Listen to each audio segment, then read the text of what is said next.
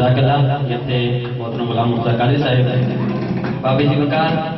اب میں نے دعوت سخن دینا ہے محترم علامہ شہباز احمد صدیقی صاحب کو، لیکن ان کی آمد سے پہلے تو شیخ الاسلام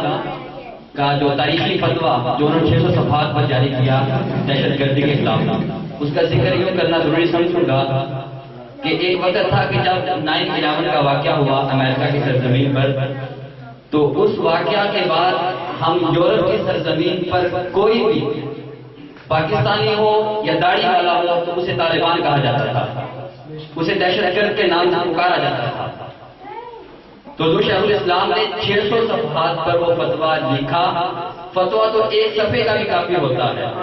لیکن قبلہ حضور نے 600 صفحات پر تمام ائمہ اکرام، تمام مجتہدین، تمام تابعین، تمام کے حوالہ جات دے کر 600 صفحات پر اس دہشت گردی کے خلاف اپنا قلم لکھا، تحریر کیا اور 600 صفحات لکھ دیے کہ اسلام کا دہشت گردی کے ساتھ کوئی تعلق نہیں ہے.